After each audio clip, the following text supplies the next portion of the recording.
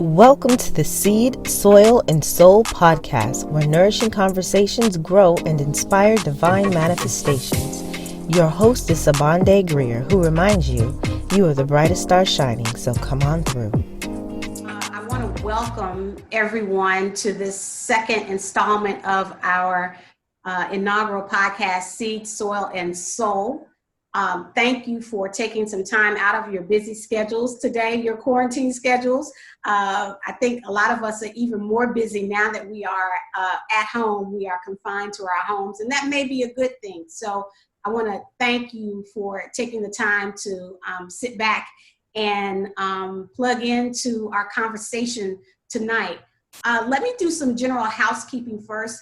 I see a lot of new faces, and I am so thankful and honored that you would join this conversation, this in-depth conversation tonight on pivoting into your purpose. I am the host, Angelique Sobande Greer. I'm the visionary and founder of the NCB School of Herbalism and Holistic Health.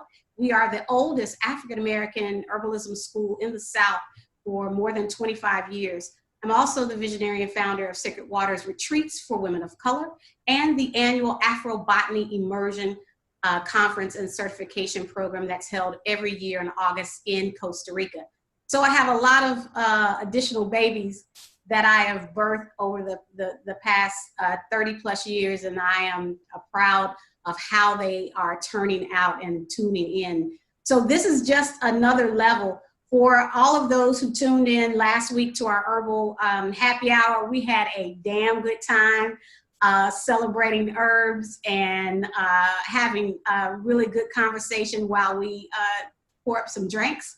And then to all of those who tuned in to our inaugural podcast last Wednesday about creating community, especially creating community during these auspicious times. So I want to thank all of those return guests and welcome all the new faces that I see. So we have tonight some dynamic sisters who I thought about, who came to mind for me as I've been watching them over the years.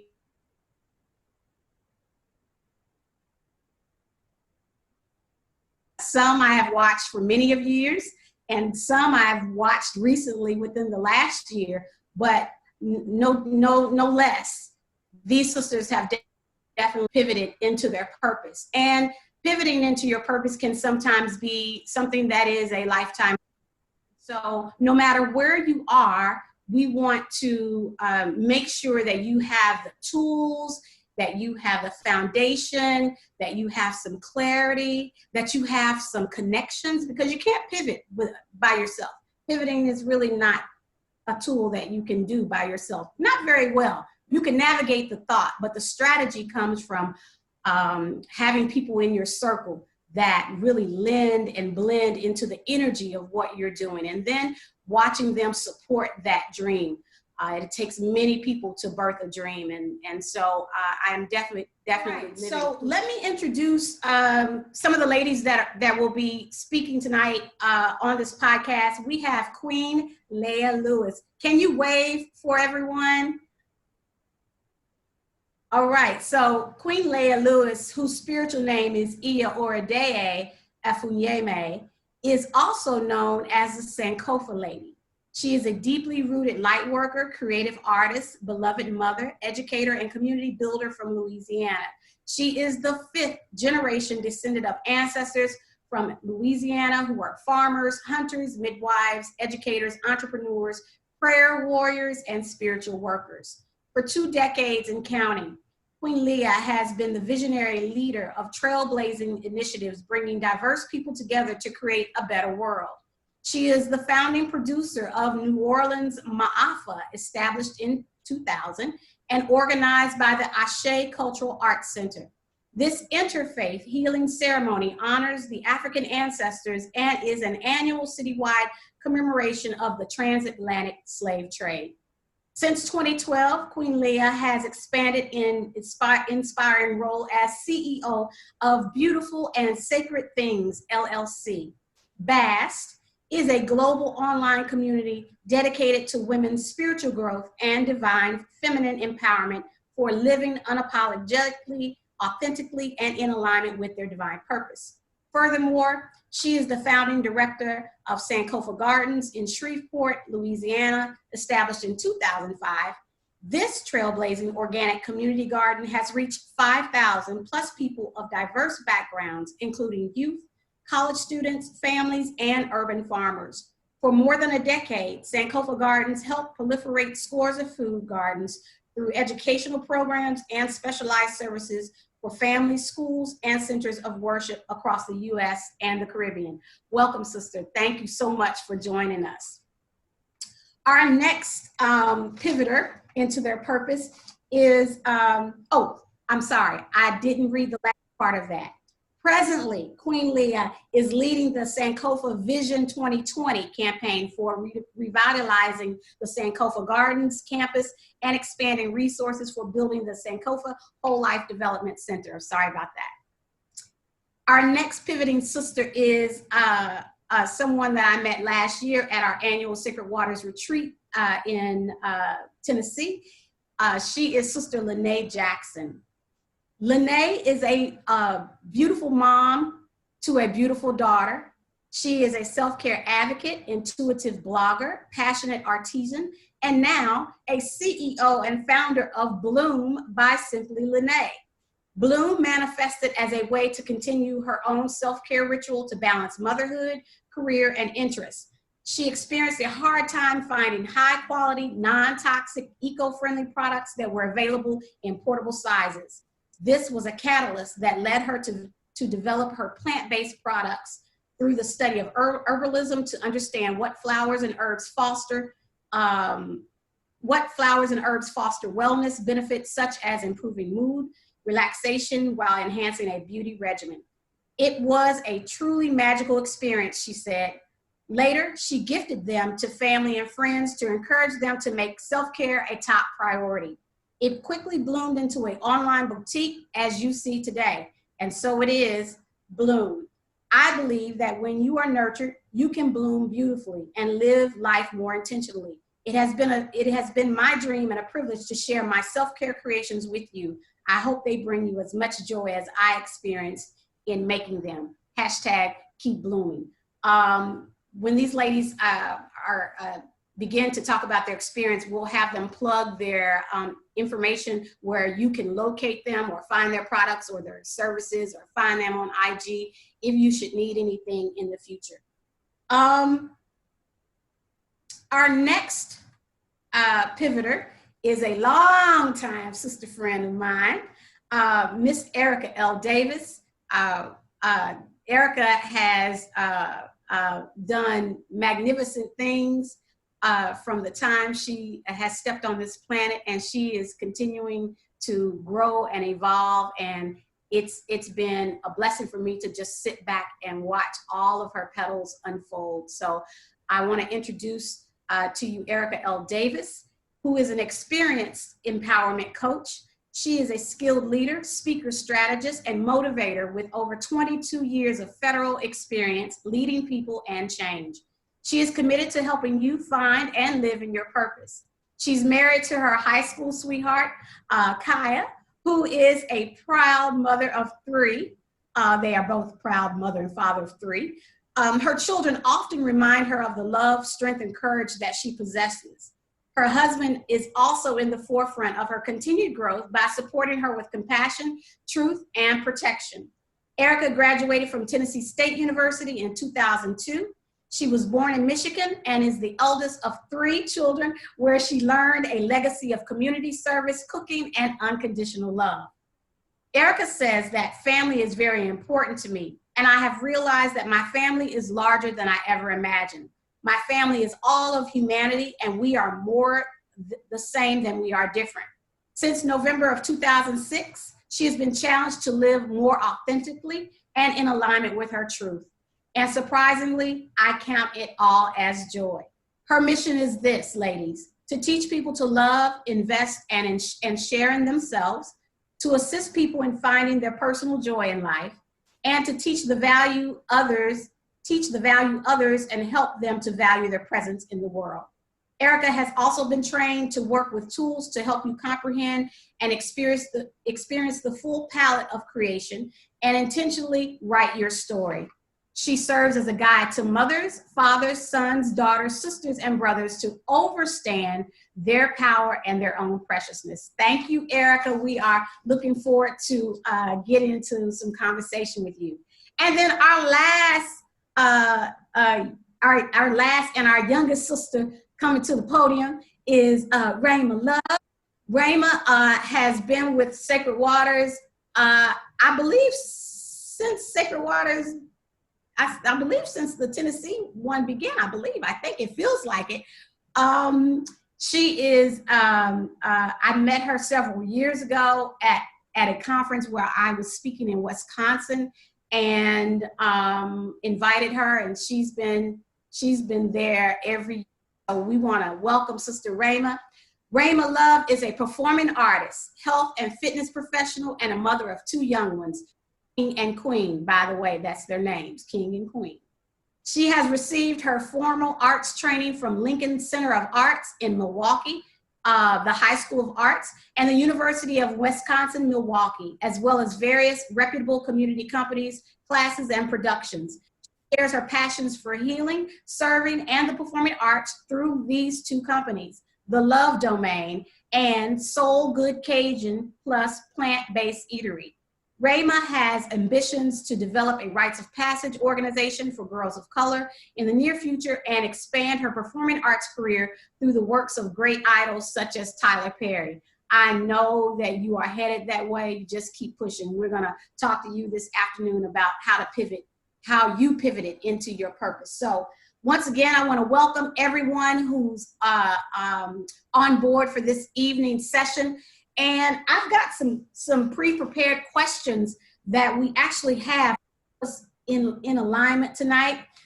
There are 10 questions that we're going to move through, ask these questions of our guests, and then when we are finished, I will have our co-hosts turn on mics, and we will have everyone who's signed in tonight to chime in, to ask questions or speak briefly about how you've pivoted into your purpose, or this catalyst, this COVID catalyst has inspired you to pivot into your purpose. So the first question tonight is, what is your purpose and how did you go about determining your purpose? If you've always known what it was, or did it take some time to figure out? I'm going to ask, let's start with the youngest, and we're gonna move upward. So Rhema, I want you to talk to us a little about, what your purpose is and how you went about determining it. All right. Good afternoon, everybody. And getting into the question, my purpose is to heal, serve, and entertain, which is also the mission for the Love Domain. Now, I do that through different ways as a performing artist, through dance, through acting, through singing. I heal through herbs, through fitness. And have I always known my purpose? Yes. From the time that I was little, my parents had always had me in acting and in modeling. And I've always had this deep, burning desire to sing. It wasn't supported as I wish it was, but I am driving towards that now. I'm pursuing that now. And did it take me some time to figure it out? No, because I always knew it. It's as if my parents, they divinely knew why I was here, and they guided me in that way, and then I took it and led it myself. Okay. Sister Erika, would you like to take a stab at that question? What is your purpose and how did you go about it determining it? So my purpose has been to be of service to humanity and those things that I talked about in terms of my mission. And so I probably was in high school really looking at how can I be of service to community, protect those that need protection, but also how to do things, look at the big picture and bring things together. And so I was in high school and my mom brought me a magazine that talked about the field of engineering, architectural engineering that I studied, and it reminded me of, it pulled all the pieces together, the different fields of engineering. And so I always knew that my purpose was to help build things for other people, right? So as I've grown through adulthood, that has changed from building things to programs to helping people build themselves, helping them to have strong foundations and follow the flow that unfold and that natural universal patterns that exist that we need to tap into and to leverage to our own personal, in service to our own personal mission to the universe. Okay, well said. Sister Lanae.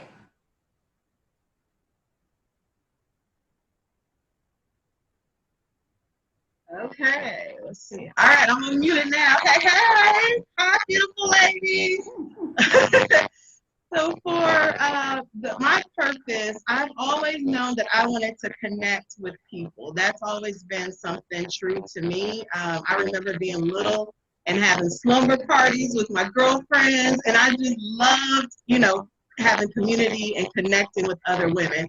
I did not know that this was going to be something that I manifested years later in this capacity, because my day job is very different than Bloom by Simply Lanae. So my journey has been one of self-discovery. So I had to really dig deep and learn my own worth and go through that what people call that shadow period of really unpacking my own stuff. And that's where I started that self-care journey and making products to really connect to myself better, because I have to be right within first and foremost. And then that just opened up so many doors, and I connected with so many sisters.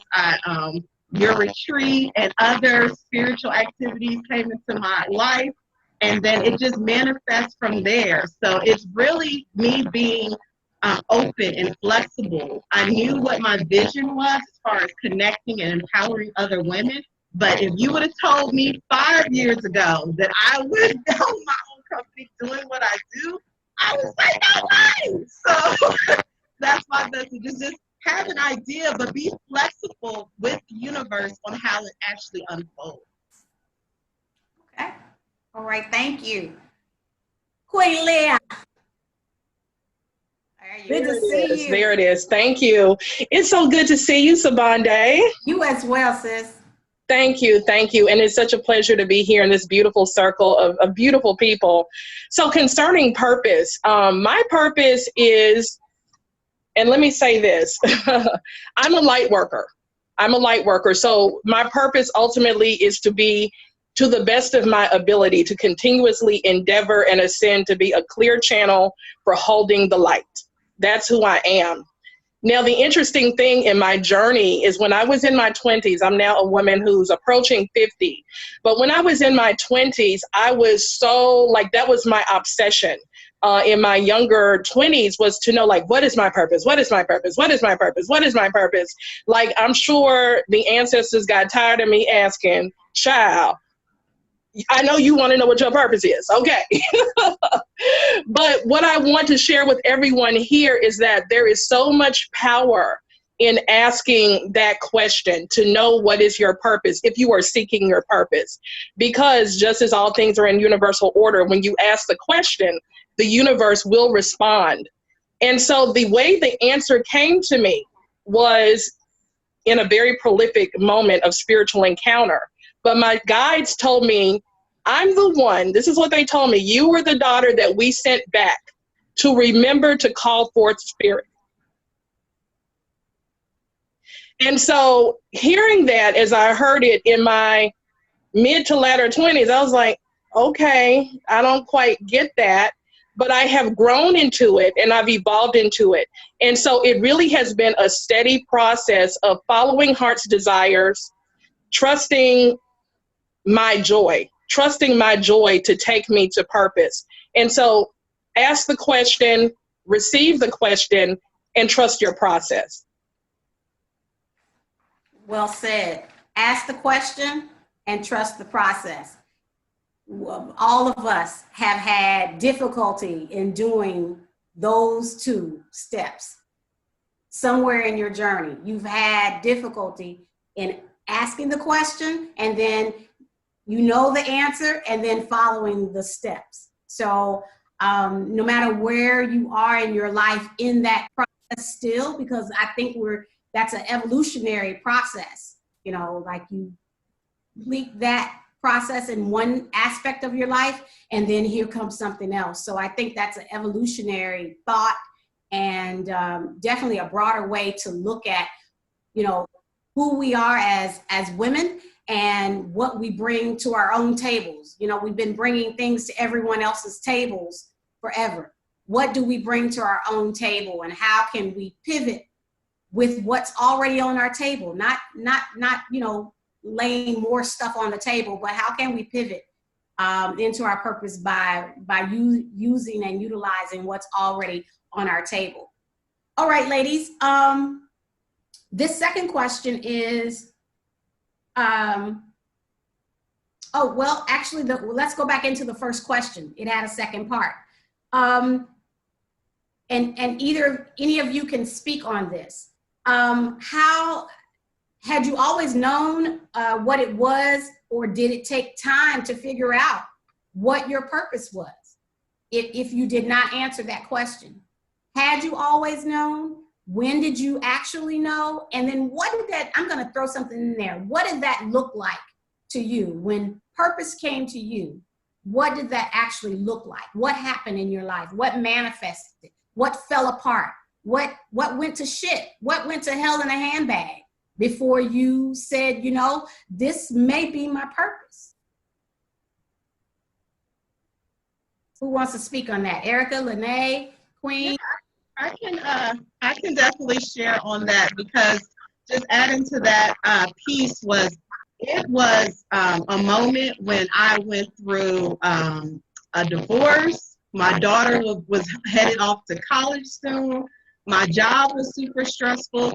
I was just overwhelmed with so much going on, just so much heartache during that particular time.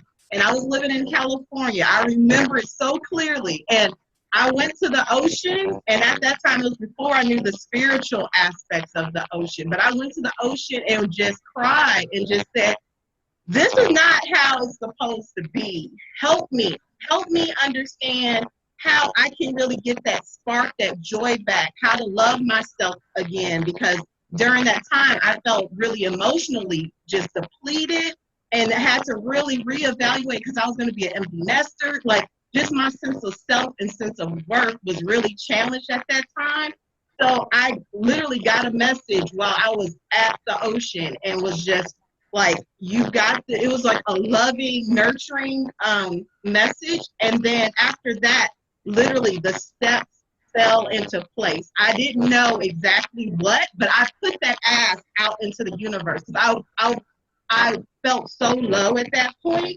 And it answered, and I was obedient. There was books. I didn't know why I was grabbing certain books, but I was like, okay, Spirit, I'll grab it, you know, and they connected me with different people, but it was because I broke down and humbled myself and said, whatever I need to do, because me taking the wheel wasn't working. So let's co-create this thing.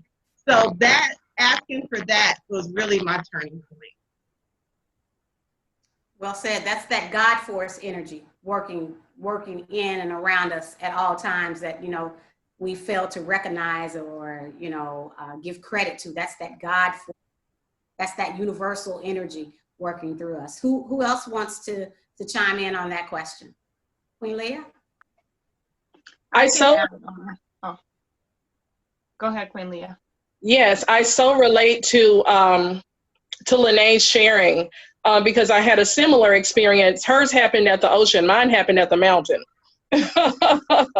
So, you know, there's so much power in going to sacred places, to sacred retreats, to sacred water retreats, to places that hold a vibration that is high frequency, where you can really, like she said, surrender and tap in.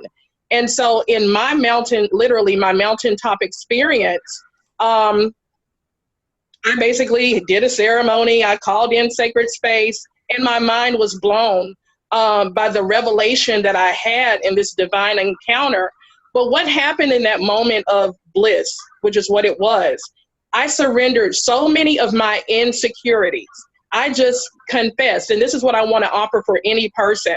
What you may feel to be something holding you back, those things that trouble you, those things that concern you, those limiting beliefs, those fears, there's so much power in acknowledging it first to yourself. That's the first power, acknowledging it to yourself, and then acknowledging it and confessing it, if you will, to your higher power, so you can relieve yourself and free yourself up energetically.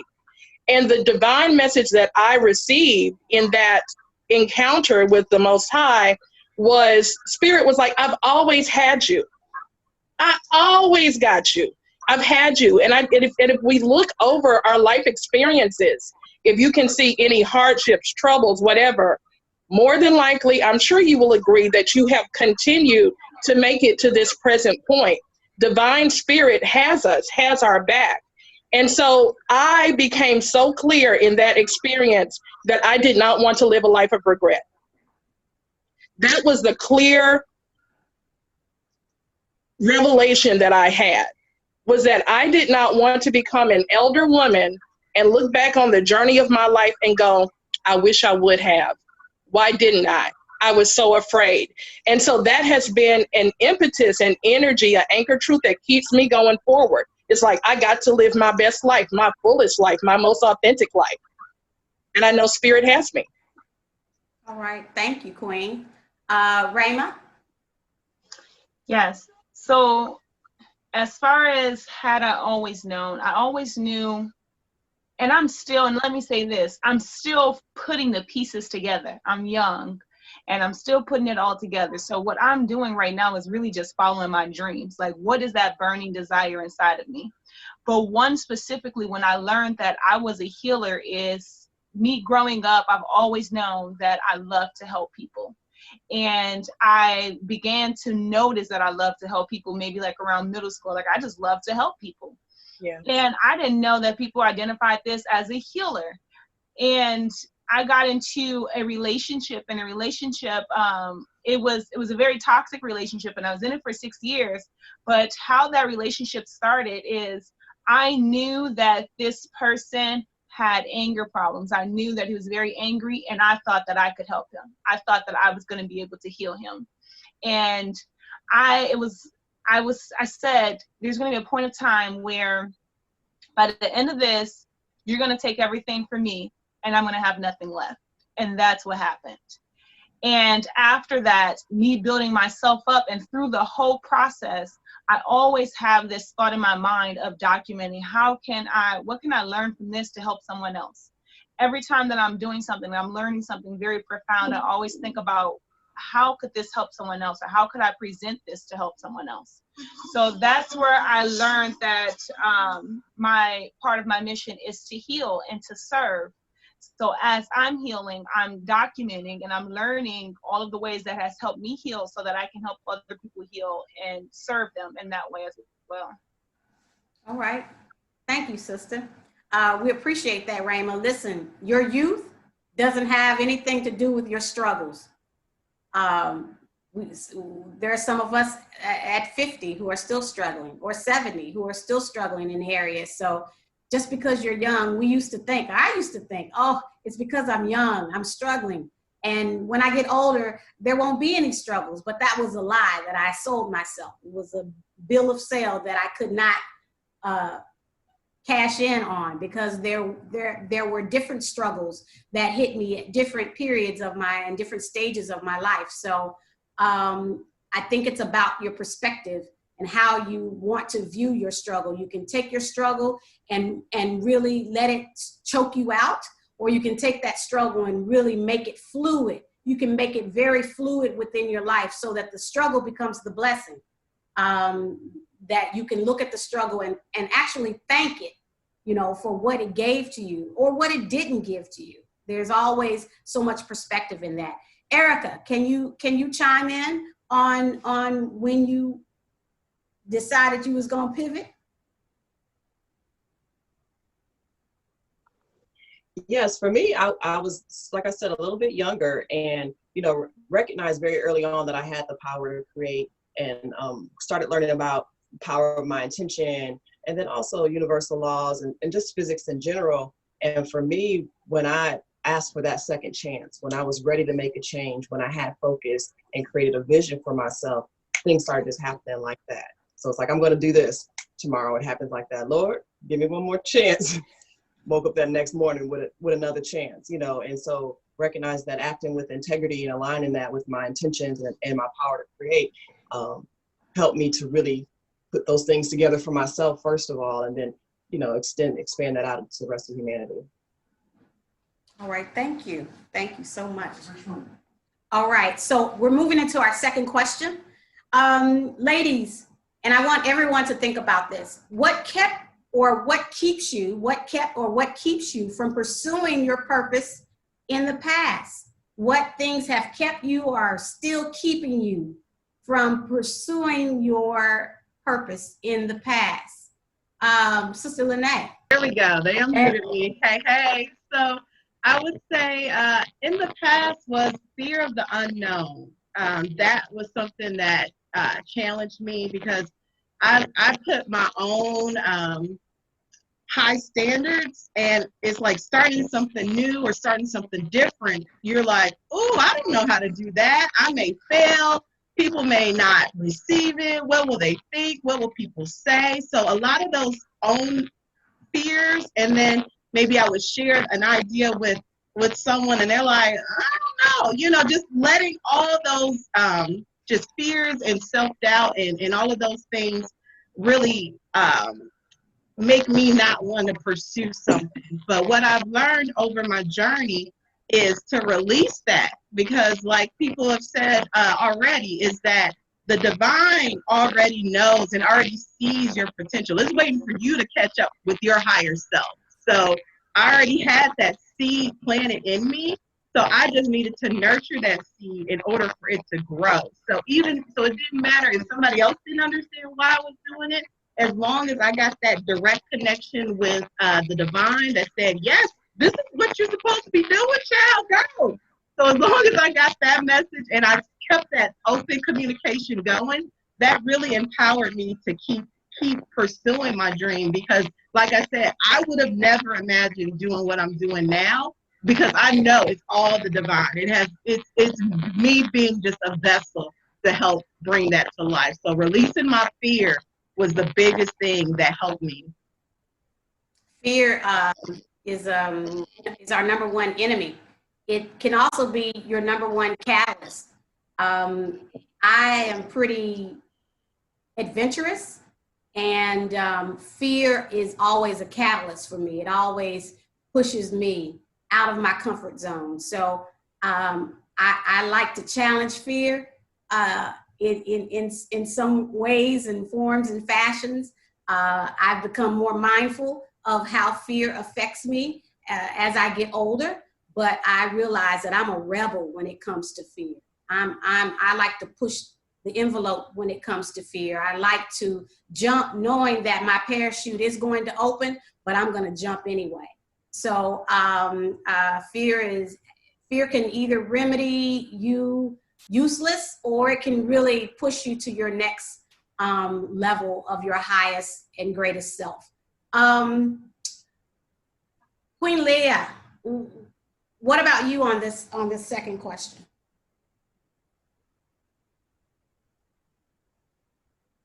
So concerning the things that have kept me from pursuing purpose in the past, I feel that I have always been in pursuit of my purpose, even when I wasn't conscious that it was my purpose. But when I look back and saw the things that I was inclined to do, following dreams, following bliss, following joy, I'm like, okay, it aligns with purpose. It aligns with purpose. I'm very clear about that.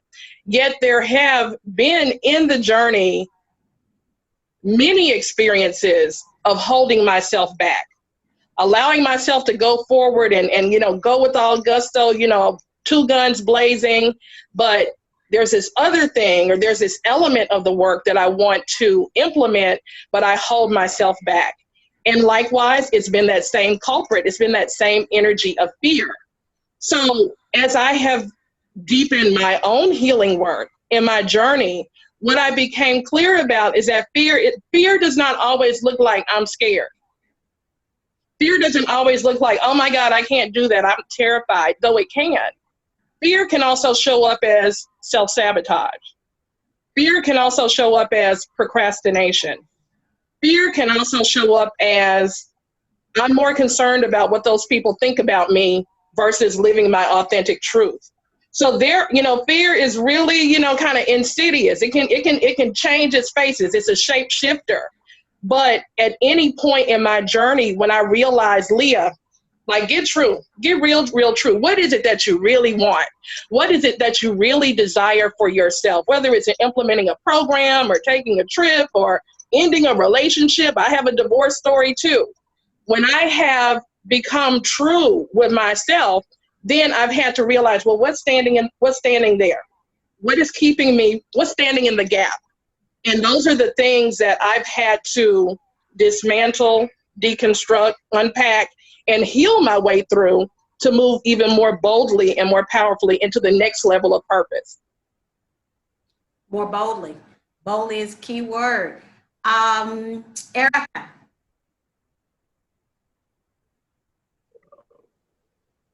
So for me, there was a lot of anger and frustration and external focus. It's like somebody needs to be doing this and somebody needs to be doing that, and definitely not me. And once I began to realize that I was the one that I was waiting for, that if somebody needs to do something today, my name was somebody, then it really just started clicking for me. Before that, and I still have cycles of that going through my life, having been in a long-term relationship with my husband since I was like 15 years old. When things start getting a little bit rocky or a little bit rough, it's because I'm focusing on what he needs to be doing. Those socks on the floor just cannot be there, or something else foolish, when in fact, the reality is there might be socks on my inside that I need to move and pick up and throw away, or repurpose, transmute, transform, or transfer that energy into something else to create something else for myself, for my family, for my community. And so for me, that's what it was that kept me, and that can keep me when I notice that I'm getting frustrated, I'm ready to pop off at somebody over absolutely nothing. I'm focusing on the wrong thing. My purpose is not here to pull your red wagon, it's to pull mine. And so for me, taking responsibility has been such a blessing and a gift. Has not always been easy, for certain. We all get those times when the load seems a little bit heavy, but at the same time recognizing that today my name is somebody. Today my name is somebody. I heard that. They claim all of that, ladies. Today my name is somebody. Sister Rhema, would you like to chime in on that question? Yes. So what kept me from pursuing my purpose in the past, I say 3 things. One is a lack of support, and I'll elaborate on that, but also fear, and also a lack of belief in myself. And I say a lack of support because support is very important. A lot of people like to harp on or say, I'm self-made, I did this by myself. But support is extremely important, whether that's coming from your family or coming from friends, a sisterhood, or whatever that you have built. And I didn't get a lot of support from my family in the dreams, or as much as I wanted to have. And I look at it like the outside world is a reflection of our intentions. So if I'm setting these intentions and I don't see it actually manifesting in my actual world, in my reality, and I'm a youth, there's nothing I can really do about that. And then I'm eventually influenced by what I see in my reality that's not, I don't have authority over it at that point of time. And then, which also caused me to grow up with a lack of belief in my own self, and fear. So fear, just afraid of being judged. Like, I'm not going to go to this audition. I'm not going to submit to this because I'm afraid of being judged. I'm not going to show up in this way or in that way because I don't want to be judged. So I definitely let go of that. And I'm still working on the belief of myself, especially as you go to higher stages. Like, dang, can I really do that? And convincing myself, yeah, I can. And sometimes it's not even me convincing myself, but I've made it very intentional to build a sisterhood or build really healthy relationships that align with where I want to go and who I am. Because sometimes I need that support to convince me and say, Raymond, you know what? You actually did this. Oh yeah, I did do that. And it reestablishes that belief in myself. Look at you, youngin', wisdom, knowledge, pursuit of happiness. Let's move into our third question, ladies. This is for everyone. Think about this. What was your life like prior to pursuing your own purpose? What was your life like prior to pursuing your own purpose? I think our panelists kind of elaborated on that question with the last question. They kind of tie into one another, but I'll take your raise of hand, panelists, if you want to continue into that question to answer that. We don't want to be repetitive if you feel like you've already answered that. Any of the panelists have anything to add to that? Raise your hand so the co-host can see you and unmute you. Yeah, so the thing that I would add as far as the difference of me now versus then, as far as my journey, is that I'm truly happier now. Because in the past, I was just on the grind of, working, going to night school to get my MBA. So shout out to TSU. I think that somebody else went to TSU too. But I was just grinding. I was hustling.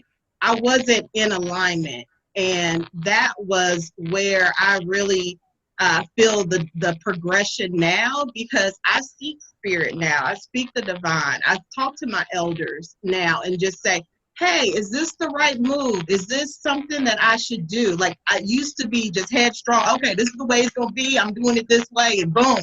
And I was just hustling. But I'm like, whoa, it's so much easier to do things in alignment because the universe will meet you there. So I was just running off doing my own thing as opposed to being in the flow. It's like going against the current as opposed to riding the wave.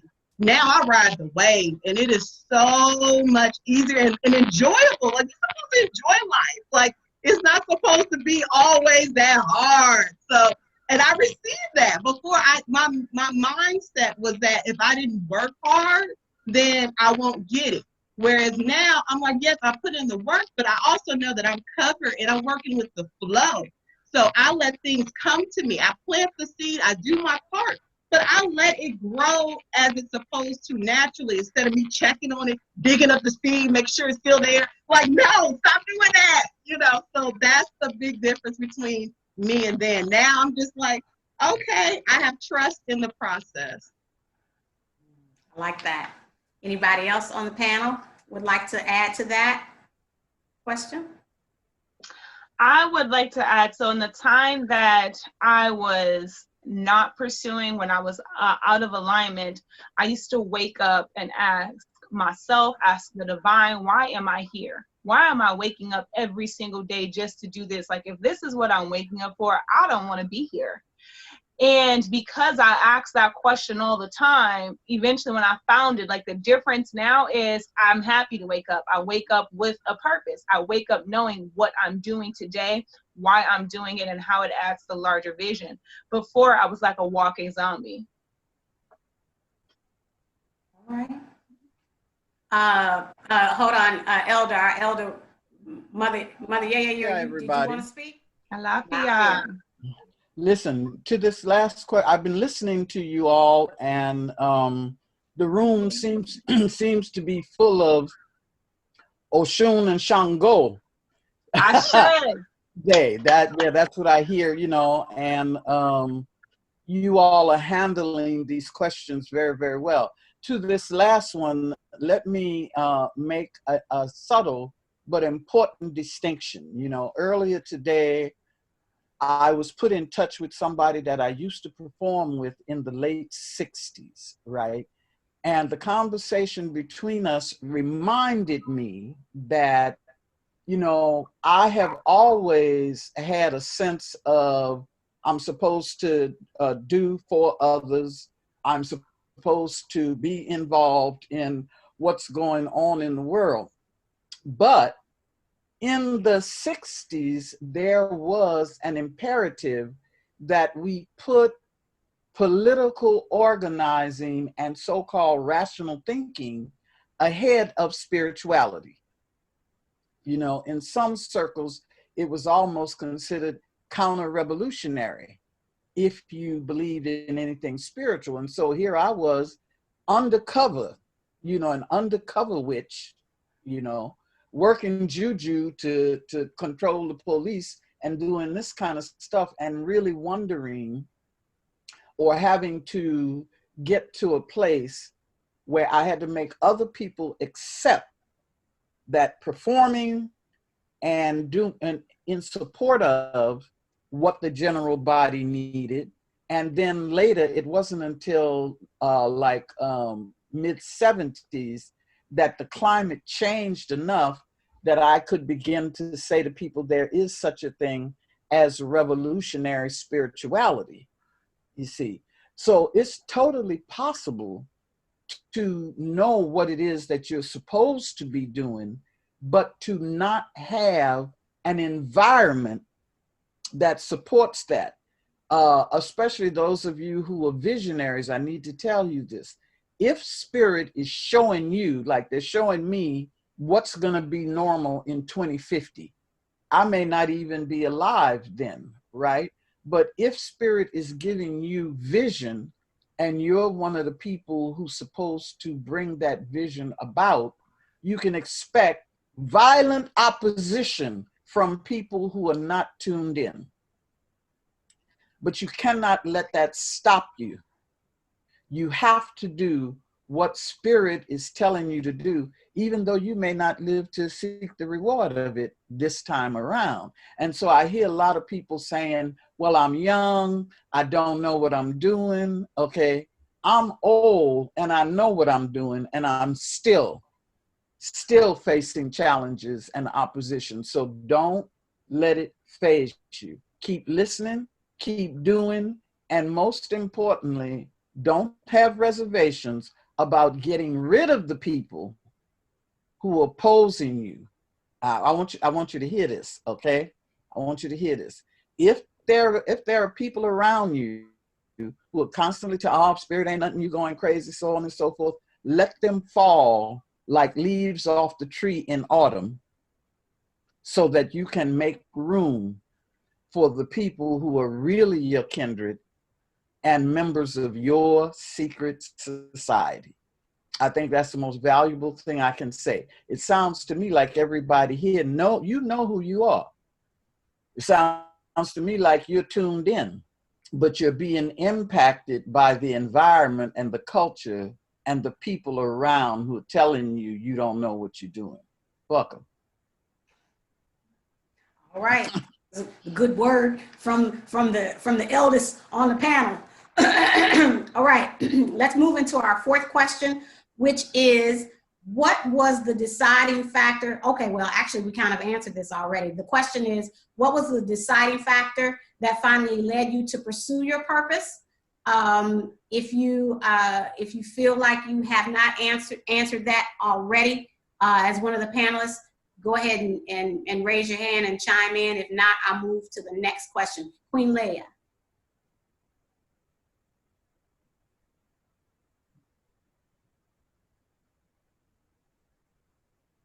We got to get an unmuted mic first. So yes, thank you, Yeye, for your wisdom on and everything you've expressed. I agree. We agree. So what I want to add to that, and this was very much a turning point for me, where I was like, okay, like I can't play with this. Like this is not for play. When I was in my latter 20s, as I was sharing, probably around that mountaintop experience, before or after, it was actually during that mountaintop experience, a sister, and this goes to the point, I want to make 2 points. Spirit will always put in your path mentors, teachers, people, books, a good word, something that is going to be that breadcrumb, that nugget, that thing that will fuel you to continue forward, even sometimes in the absence of support. Sometimes in the absence of support. But your commitment to your purpose means you carry forward because you're dedicated really to yourself. I like to think of purpose as really like, we call it purpose in our society. In Yoruba culture, we speak of it as destiny. The reason for which you were born, the reason for which you are born. So it's not just like it's one thing necessarily. It continues to evolve, as you were saying, Sister Sobande, in season after season. It's evolving, it's growing, it's expanding. But when I was in my latter 20s, a sister, bless her, was the person who schooled me about the Saturn return. And at this time, I was around 25 or so, and she told me about, well, she's like, you know what your Saturn return is? I'm like, no, I don't know what it is. So your Saturn return is this astrological phenomenon, and the astrologers can, expound on it. But it's an astrological phenomenon where around the age of 27, between 27 and 32, the planet Saturn returns back to the place where it was oriented when you were born. Saturn is discipline, taskmaster. It is also related to your destiny, your purpose. So as I started researching as a very young woman about Saturn return, I understood, and as other people began to teach me, that around the age, so for the sisters who are between 27 and 32, all hell will likely break loose, because that's what your Saturn return does. It looks like change. It looks like new relationships beginning, relationships ending, divorce. For me, it looked like the birth of my first child.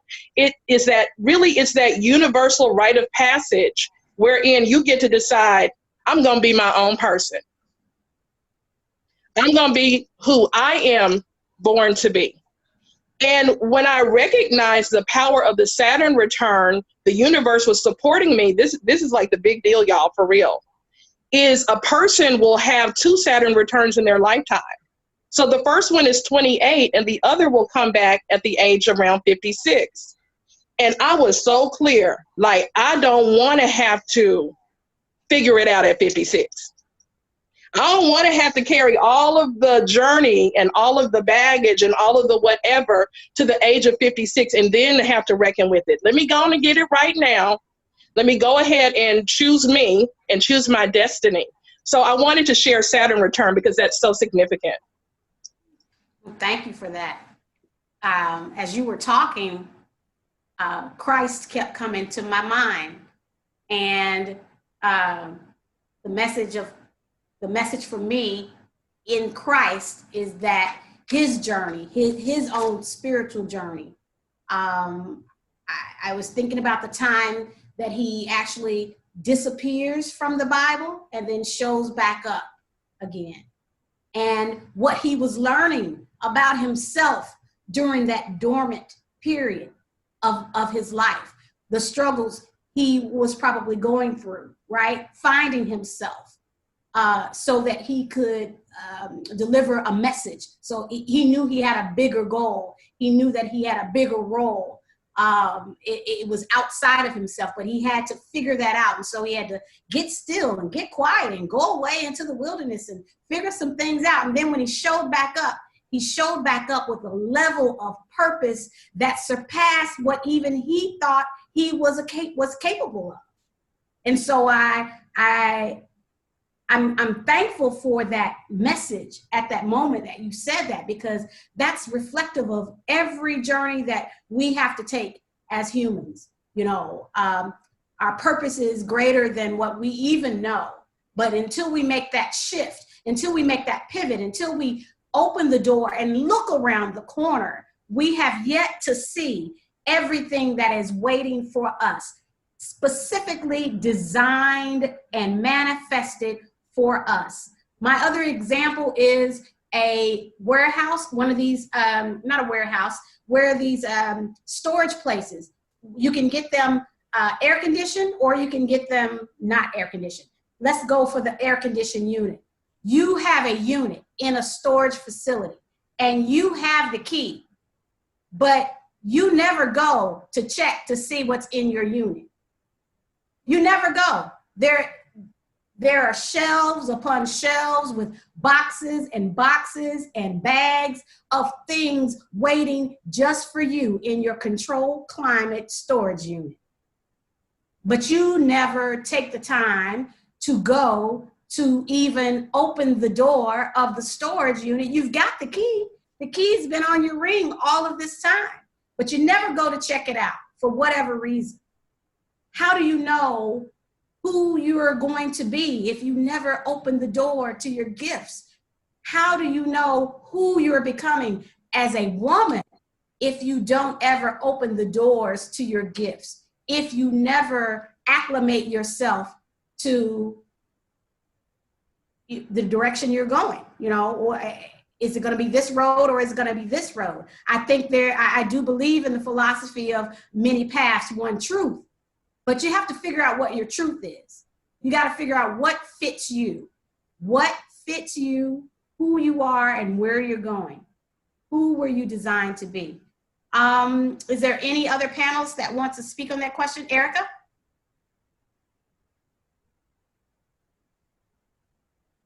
Oh, I can go after Erika.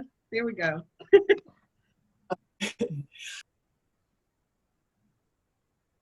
Oh, Erika.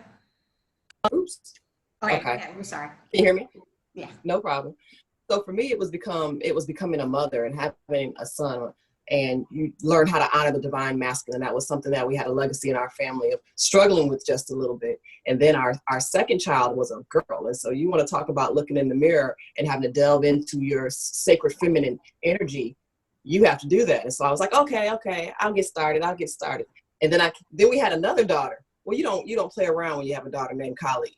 You have to get your life together. You have to get your life together very, very quick. And that is what she comes here to do for us. And so for me, every time I had some of those transitions, and as the children transitioned, I transitioned as well to put more tools in the tool belt. You know, Yaya talked a little bit about Shango and Yemun Ya, but I'm sorry, no Oshun, but also there's that energy of that Sekhmet energy, that ability to destroy, but also that ability to create. And you need to have both of those tools in your tool belt. So each successive cycle that I went through, you had to learn that, you know, a hammer is great for, you know, whacking a nail. You need to clean a window. That hammer is not doing you any good. And so not casting your pearls before swine and taking a look in the mirror, and family and community has always been that for me as well. Looking around and seeing myself out in the world. And do I like it or do I not like it? And what am I going to do about it?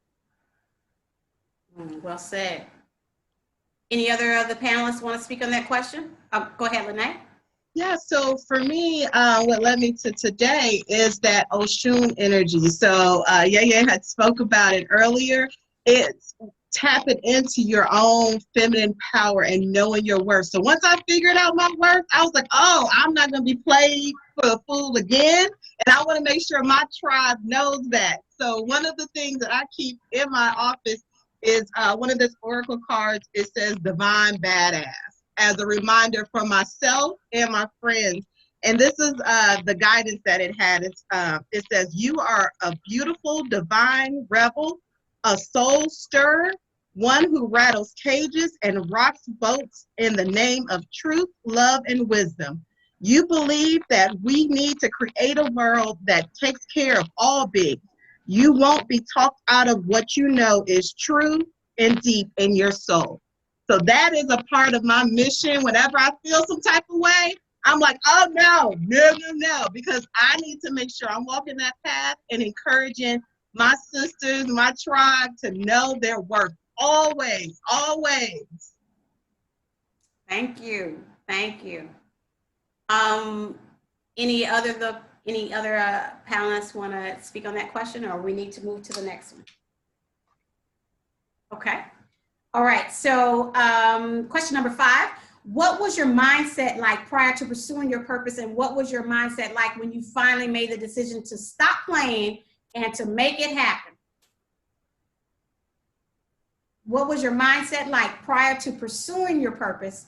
What was your mindset like when you finally made the decision to stop playing and make it happen? So for me, you know, I'm one of the oldest. I'm the oldest of my mother's children.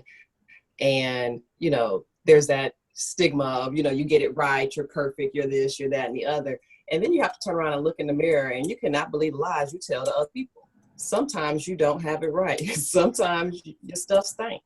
And you need to be willing to own that and be okay and be gentle with yourself. It's not about beating yourself up because you haven't grown as much as you're supposed to grow, because you're not dead yet. You know, so having a little bit of grace and giving that to yourself, but also to other people. If you give yourself a little bit of grace, just like love, that's the thing that you exude back into the world. And so I think that was part of my mindset, was like, okay, you can have all these platitudes, you can have all these sayings, but are you being real raggedy right now, Ms. Davis? Because it seems like you're being a little bit raggedy right now. Get your life together. You know, you have people you have a legacy that you are building, and no one else is responsible for doing that. You know, managing your boundaries and really looking in the mirror on a regular basis, even when it's hard. And so sometimes, you know, you want to say, I want to take a break. And so one vacation we took, I read a book called My Life as a White Trash Zombie, because I'm not doing no spiritual work. I'm taking a break from this. Do you know how many messages came out of that book? I said, for real? In a book called My Life as a White Trash Zombie? That's ridiculous. But that's how the universe works. So you don't get a day off. You don't get a day off. You do have to honor your cycles and honor, you know, your willingness to restore, your ability to restore and rest and recuperate. But you also have to be on that grind no matter what, because that's what you're called to do. Right. Any other panelists want to speak on that question?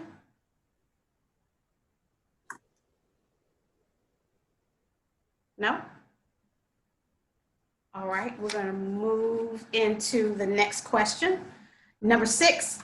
Number 6 and number 7 kind of tie into one another. What steps did you take to pivot into your purpose, and what challenges did you face along the way? What steps did you take to pivot into your purpose, and what challenges did you face along the way? I'm going to start this question off by telling you about my own experience about pivoting into my purpose and the many challenges that I faced. For those of you who know me, I am originally from Louisville, Kentucky. I left at 17 and entered the military, and was living overseas.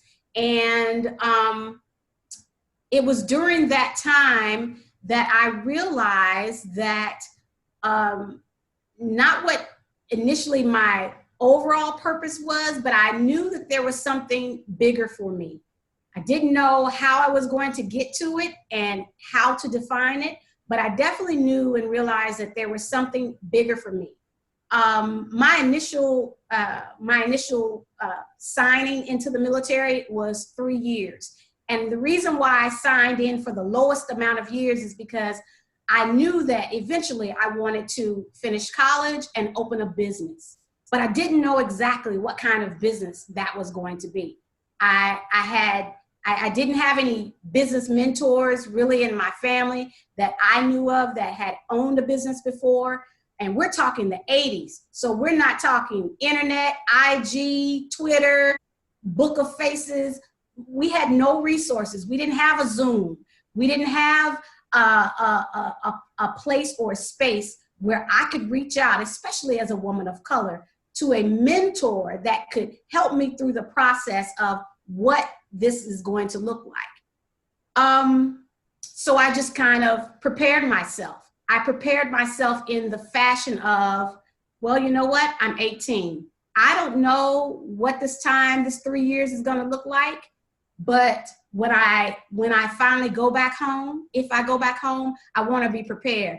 I want to make sure that my education's intact. I want to make sure that if I have to go back home to live with my parents, that I have furniture. I can put that in storage until I get into my own place. I had a small plan for an 18-year-old. And at 18, I even had the ability and the wherewithal to know that I'm overseas and I'm making a lot of extra money. I could be like the other 18-year-olds and buy the newest Volvo, the newest Benz, the newest BMW. I could spend this excess money as if I've never had money. I could spend it. But something in me told me, you know what, child? You better save. You better save, because your dream is going to require a savings. It's going to require a plan. And even if that dream doesn't manifest, you're going to require some resources. And so the universe was really working in me, and I was really listening at a very, very young age. Fast forward, after the Desert Storm War, I ended up spending longer than 3 years overseas. After the Desert Storm War, I returned back to the States, finished college, and decided I was ready to open a natural food and herb shop, the first in the city. The only Black person doing this, and the first novice shop that We're talking the early 90s. Herbs and supplements were not even popular in the early 90s. But mind you, this dream started off as a catalog herb business, because I didn't know about, you know, the process of opening an actual storefront. So I was like, you know what? Let me start it off as a catalog, a mail order business, a herb company as a mail order business.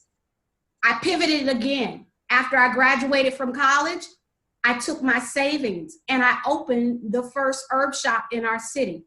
Was it hard? Yes, it was. But was it fulfilling? Yes, it was, because I was pivoting into a purpose that was bigger and greater for me. Fast forward, in 1999, that store was hit by a devastating tornado that demolished our university and downtown area. It took my store with it. I had to pivot again, but I pivoted into the purpose that I was already working in. My teaching, my studying, my training, my learning, my growing, all of that became a part and parcel of my whole, the whole umbrella that I needed to follow. And so when you think about pivoting, you have to look at not necessarily the roadblocks that you have, but when have you had specific times in your life that God has laid something in your lap and you didn't pivot? You saw it and you didn't pivot. Your fear kept you from pivoting. Your mother told you you couldn't pivot. Your husband didn't support the pivot. Your friends said, I don't know, girl, you must be crazy. So you didn't pivot. Think about those moments in your life where you have seen the pivot. The pivot was there, but you didn't take it. You didn't take the time to shift gears, to move into the energy and the flow of what was divinely ordered for you. What are your steps? And how are you living in alignment with that? How are you growing yourself internally so that that shows externally? So that's just a little bit of my pivots, and I'm still having them at 50. This has probably been the grandest time of my life. Turning 50 has been an explosion into the universe. I'm so happy about everything that is happening in and around my life for those whom I love and those whom I don't even know. It's definitely a great time on the planet, despite everything that's going on. Do we have any of the panelists who want to chime in on that question? It was 6 and 7 combined. What steps did you take to pivot into your purpose, and what challenges did you face along the way? Lanae. Yeah, so, and thank you for sharing your story. I have some similar pivot stories as well. So for me, I became a mom at a young age, and that was a turning point for me to decide whether I still was going to go one way or another. But through the grace of God and my family and my support, and my mom is watching this too, so hey mama, they supported me while I still pursued higher education, because I literally wrote on my notebook that we got this, and we being myself and my daughter. I was like, we're gonna figure it out. So I was 18 when I became a mom. So I was like, we gonna figure it out. So I went to college, graduated with honors, had a full ride scholarship under acting. So I loved entertainment, but I was like, okay, how am I gonna make some money doing this? And now I'm a mom, so I gotta support my daughter. So I went into communication. So I worked in media and entertainment, and that's still an area of what I do today. And I've been able to use that purpose to make sure that multicultural people, women of color, LGBTQ, et cetera, are represented in media. So that was a part of my purpose. And after I was able to make really great groundbreaking moves in that, then I got that pivot to how can I, expand that? What is another way? What's another passion? And that is connecting with other women through self-care, because self-care, as far as me talking about that journey, was very critical in how I was able to balance everything, how I really found my inner happiness. So through self-care and making those products, my face just lit up. Like, people are like, you love this stuff. And then when they used it, they were like, girl, this kind of good. Whoa, like, you ready to? And at first I was like, nah, I'm not not gonna sell it. It's just for y'all or whatever. But then with everything that's been going on in just the economy, this was before. Right now, the vision was, hey, you need to really bless others with this. You need to make this product available. So even though I didn't quite understand how to do it, I had the vision and was like, okay, well, guess what? There are too many online tools, too many YouTube webinars, all this stuff for me not to pursue this. So that was my pivot point, is that I was like, you know what? I'm going to be obedient. And because I see the joy on their face when they use it, that's my fuel to my fire to make this happen.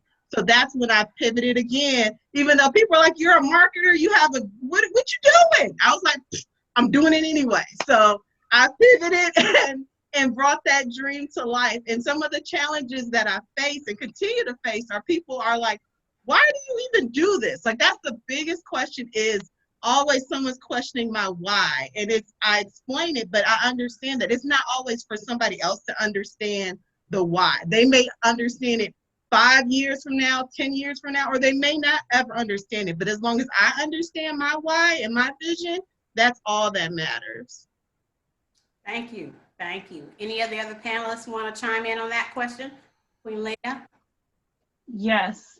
Oh, I'm right. I'm sorry. I'm sorry. Go ahead. So some steps that I took to take. So it was a point of time where my life had completely fell apart. And I know Queen Leia talked about the Saturn Return. I'm 27 now, but I feel like that falling apart happened a couple years ago. So now I'm getting into living some of I can see a brighter future, a much brighter future. And I mean, my relationship fell apart, my friendships fell apart. It was just me. I was a mom. I had a baby, a brand new baby, and then I also had a 2-year-old. So I'm like, what do I do? And then I still had this bag of dreams. I'm like, the only thing that I know to do that I want is this. I want to perform. I want to help people. I want to serve. I want to be in entertainment. I want to be a star. This is the only thing I know. So I'm like, am I going to give up these dreams and live a mundane life and be happy? And be unhappy? Or am I going to chase my dreams? And that's when I decided, I said, whatever is stopping me, I'm cutting it off. Like, I don't care if it's friends, if it's mama, daddy, sister, brother, cousin, like, I'm cutting it all off. And I've aligned myself, and it's hard. The challenges that I face is really just healing from all of that and taking myself, like, healing from all of the damage that has been occurred through, like, those relationships, or like rebuilding myself, finding out who I am again, especially after taking so long not doing what I actually love. Like, is this really for me? Am I too old for this? And one of the biggest challenges that I face right now is really balancing my time. Like, being a mom, my children are 2 and 4, and I homeschool them as well. And being an entrepreneur, owning my own business, is trying to balance that time with them being on my hip 24/7. And who's going to help me? Where are they going to go? Like, just trying to balance that time so I can actually be successful and try to put more work into the business, because financially it's not as rewarding right now because it's still in the catalyst stage. Just last year, I said I had enough. After I came from Sacred Waters. Sacred Waters is actually one of the, it catapulted me into actually living out my dreams. The first year was in 2018, and I was just searching. I was literally searching. I was traveling across the states. I had been to different states by then, and I'm like, I need some answers. I don't know what else to do. But I was searching for that fulfillment. And after I left there, that's when I ended my relationship indefinitely. And then last year I went there and I came back and I quit my job. I never went back to work. So because I was just so unhappy. It's like, am I going to come here and get this healing and then go back and recause the damage all over again? Or am I truly just going to go and do what really fulfills me? So that's what I'm doing. And like I said, right now, the biggest thing is just balancing my time with motherhood and the finances. Is how do I make my day-to-day expenses with my business still being in a catalyst stage and being a starving artist, as they call it, chasing where I know the jobs are, where I know I should be, where spirit is telling me, hey, you gonna go here. How am I gonna get there? Like, okay, well, you gonna give me the money? Like, where is it gonna come from? Like, how? Okay, or just trusting spirit to let it go. All right, we gonna go there. I'm gonna follow you. All right. Thank you, Rhema. Queen Leia. I so understand. I so appreciate everything Rhema was just saying. This journey, my journey, to be very specific, to talk about my experience, has been so many evolutions of me. So many evolutions of me. It is a continual rebirthing. It's a continual rebirthing. It's a continual rebirthing. When I look back at purpose, and, again, in my 20s, at that point, I was a college student. I was pursuing a career, interestingly enough, also in the arts, in arts and communications as well. And I kind of graduated not knowing what I wanted to do. I was like, oh, I don't know. The only thing I knew at that point very clearly was that I didn't want to leave New Orleans. I was so clear. I'm like, I got to stay in this city right here, And so trusting my process, Spirit led me, like I said, those breadcrumbs led me to my first career as an arts administrator. In my 20s, that's the only thing that I knew I wanted to do. Like, I was so happy collaborating, producing festivals, producing events, working with creative artists. And then there was another growth, which when it was time for me to leave New Orleans, then Spirit told me so plain to organize the Ma'afa commemoration. And I went to elders at the Ashe Cultural Arts Center, and we organized this beautiful, now an annual commemoration of Ma'afa, the transatlantic slave trade, as you mentioned. At each kind of crossroads, and as I look forward over my journey, there has always been like a moment of me going, you want me to do what? You want me to do what? How am I going to do that? Oh my God, I can't do that. Feeling daunted, fear, we talked about those things, but using whatever skills I had at that point in my journey to help myself, whether that was, more self-care, whether that was a ceremony, whether that was seeking elder advice, whether it was prayer, whatever it was, using whatever skills, because you always have what you need in your hand. You always have what you need at this time in your hand to take you a little further in the journey. I spent so many years being so concerned about trying to figure it all out, wanting to see the end. But what I have learned is that you can't see the end. It really is, like the elder said, it's a faith walk. It is a trusting the journey, trusting the process, and it's going to grow you. It's going to grow you like nothing will grow you. So when I left New Orleans after an international pilgrimage to conceive my son in my Saturn return, to bring this spirit back, to go get his spirit and to conceive him, then I went home and was blessed to purchase the land that is Sankofa Gardens. And I would look at this 2 acres and go, what is this for? I think this is more than just having a rent house. I think this is more than just me being here. And I would walk the land and I would talk and I would pray and I would hug the trees. And the vision for the community garden came forward in alignment with conversations other members of the community were having about how to be more self-responsible, how to care for ourselves, how to heal ourselves, how to help the children. And so that was a decade of a journey of Sankofa Gardens.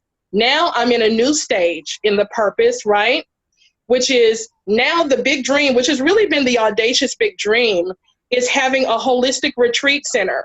So luminaries such as yourselves will come here and teach, and people from all over places will come and congregate here. That dream, which I saw years ago, was so big that I couldn't even figure out how to even implement such a thing. But again, it has been that conscious seeking of spirit. It has been that greater surrender. It has been that understanding that I don't have to have it figured out.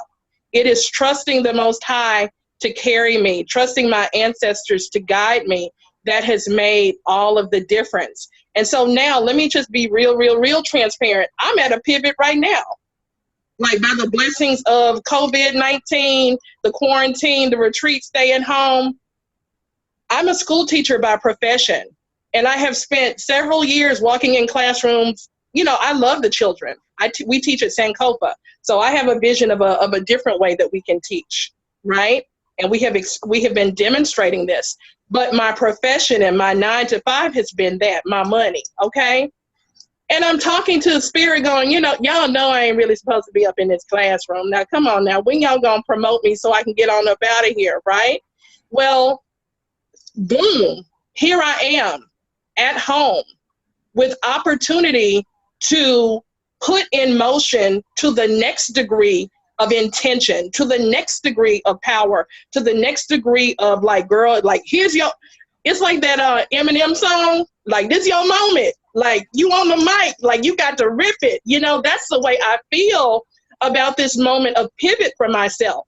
As Sister was saying, am I gonna go back to the classroom, or am I really going to, in a way that I have never before, trust my guide so much to carry me? So the pivot is real, but I believe in the power of spirit. Spirit has grown me to see it. Well said. Thank you, Queen Leia. Is there anybody else on the panel that would like to tune into that question? No? All right. Then our last questions are this. What steps can these ladies on this call take right now? If you had one sentence that you wanted to lay out to them that they could use to help pivot them into their purpose, what are some of the ways that you can think about leaving something with them, a tidbit? And do you think pivoting is quick, or it's a long process? Is there a quick way to pivoting? Anybody on the panel? So right. for me, in my Erika, I'm sorry. Go ahead. I'm sorry. Go ahead. No, it's you, Erika. Go ahead. Okay. So in my 20s, I had a byline on my email that said, "If possible, give me a week."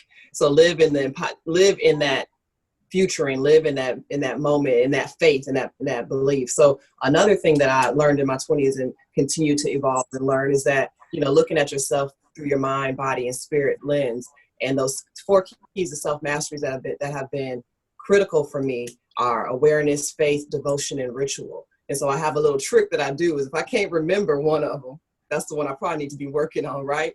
And then I have to figure out where exactly do I need to place that. Is that in my mind, in my body temple, or do I need to focus on growing in my mental capacity, or is it that I need to dig into spirit a little bit more? And so those are a couple things that I think are very helpful in learning how to do that. Also recognizing what your spheres are. So I did a Venn diagram with the coach I worked with some years back, and recognized community, family, and work are all important to me. And when I'm in that middle spot, that dynamic tension where everything is going, I'm touching all those places, kind of like juggling plates, then I do feel a whole lot more peace. I am definitely in the flow of the universe versus trying to stand over here and be, 200% this at work and, 50% at home, or, 25%, community worker. Hey, let's be realistic. And let's figure out where do I need to be doing that and making that my priority no matter what.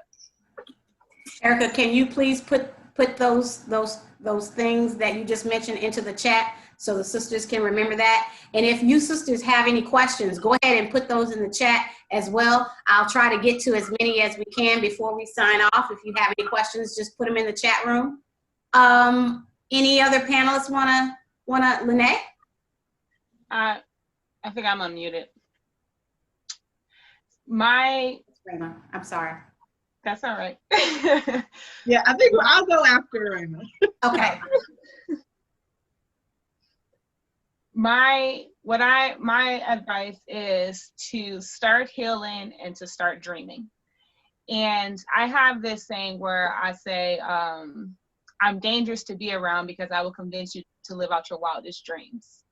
And I say that because it's hard to dream if you are not healed, if you are dealing with anything, if you are dealing with things that's around your environment, or if you are dealing with things that's inside of you that is stopping you from getting to your purpose, those are things that you need to start healing.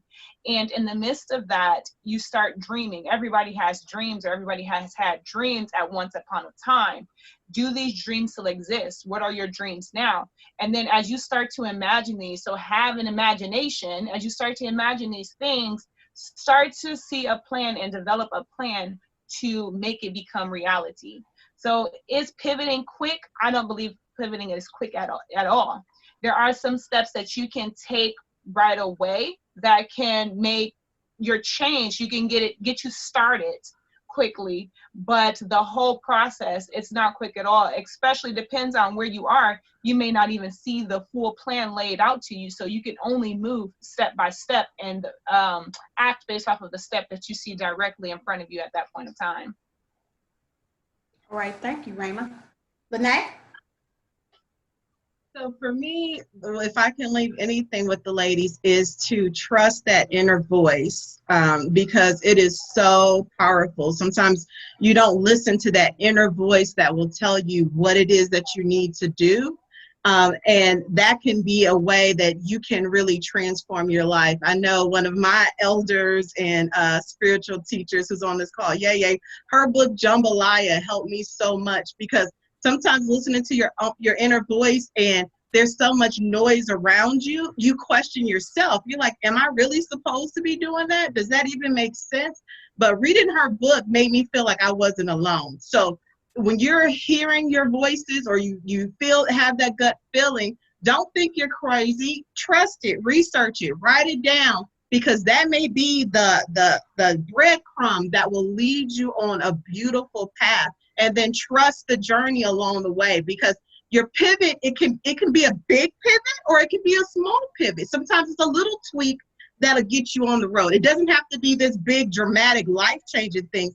Sometimes it's the little things that are like, oh, I didn't even see it that way. Let me just make this slight adjustment. And then it can change the direction of your life just doing that one thing. So don't think that you have to take it all and just say, throw everything out and start everything new. Sometimes it's a pivot. Maybe it's just a small adjustment, literally just pivoting to the side just to give yourself another perspective, maybe all that you need. So if I can leave anything with that, it's just trust your inner self, and then the universe will send you people, angels that I call them, that'll come in your life and help you along the way.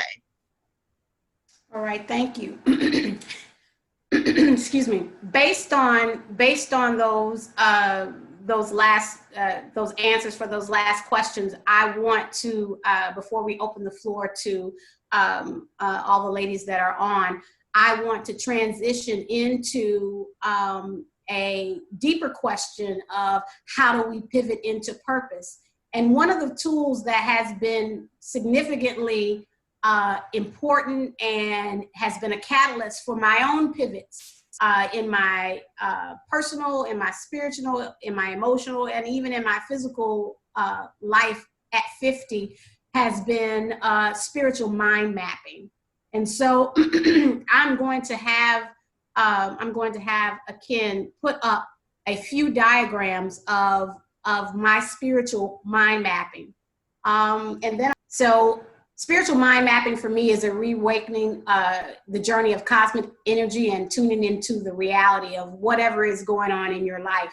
So it's a mind map, and it's a diagram that we use to visually organize information. And it is created around one single concept. Think about one single concept in your life that you're struggling with. You use that concept and you draw an image, or you use that concept with words, and anything that is associated with that becomes the legs or the rays. I often think of it as a sunshine. You put that concept into the sunshine, and then everything else kind of sparks off of the rays of that sunshine. The way you work through spiritual mind mapping is that you associate representations of ideas such as images and words, and then they are added to those rays. Major ideas, however, are connected directly to the central concept, and other ideas branch out from those. So in spiritual mind mapping, you are allowed to journey by yourself, with yourself, utilizing everything that you want to explore. This is going to be your placeholder as you dive into a series of questions that are designed to add related concepts to each theme. You are going to record everything that pops into your conscious and unconscious mind. You don't have to censor anything. If it comes to your mind, you're supposed to add it to your diagram. The idea is to get a concrete picture of everything that you associate with the central theme. And when you step back and you look at the full picture of your mind mapping, it becomes your tool. It becomes a way for you to physically dump all of that stuff out in your mind onto paper. Some people look at it as a vision board. Now, a vision board is more, it's not as finely tuned as a spiritual mind mapping.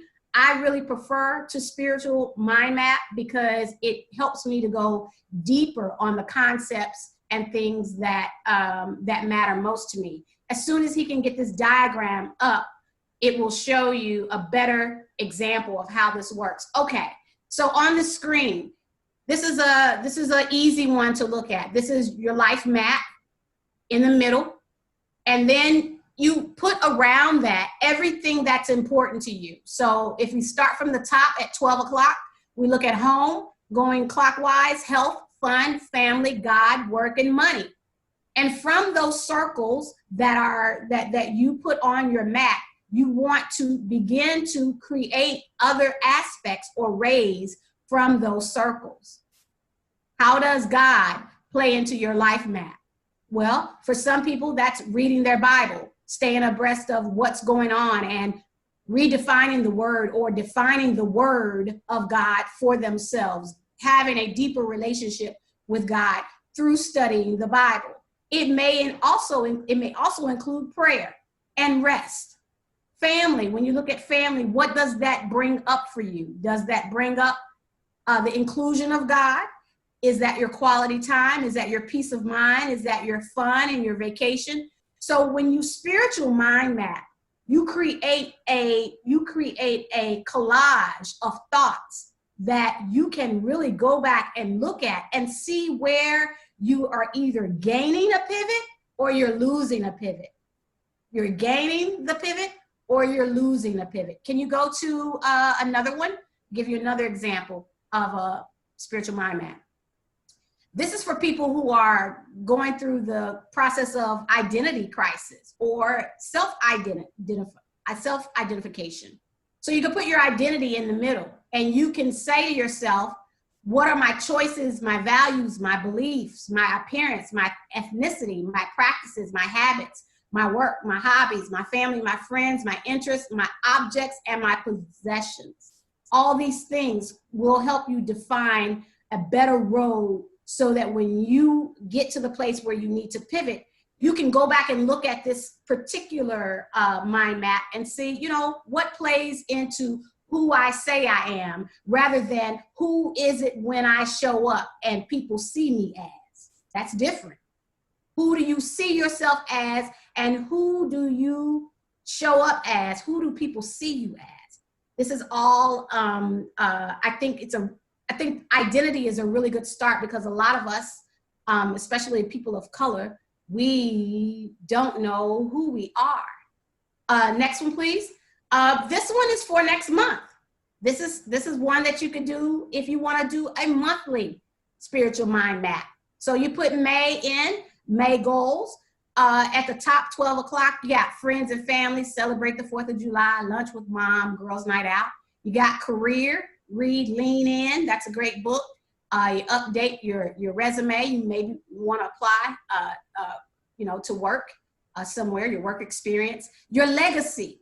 What's your legacy? What are you leaving? What trails and are you blazing for yourself, your family, your community, the universe, the world? Take a photo each day. Start saving. Start studying for exams. Whatever that is, your legacy. And then fun and adventure. We look at movie nights, maybe get takeout or plan a girls' holiday. Self-love, pamper yourself, get a massage. Write 3 things that you're grateful for each day. Health, 500 squats, yoga session 5 days a week, cardio twice a week. Romance and love, go on a date. Date yourself. Buy a birthday gift. Plan for 2-year anniversary trip. Your anniversary could be the anniversary of you, yourself, and I. Doesn't necessarily have to be with someone. Next one, then this one, this is a goals mind map. This one, as you can see, you could put your goals in the middle, and you can make these mind maps as fun, as interesting, as creative as you need to. If you are a person who likes to do scrapbooking and you like the stickers, and do your stickers on your mind map. Whatever pushes you to the pivot moment. Remember, the goal is to find where your pivot is and show up for the pivot so that you can open the door, so you can take the key that you've always had and open your storage unit so you can go through those boxes and see what gifts have been stored and waiting just for you. If you are interested in going deeper in a spiritual mind mapping session, excuse me, I am doing that with clients by appointment only.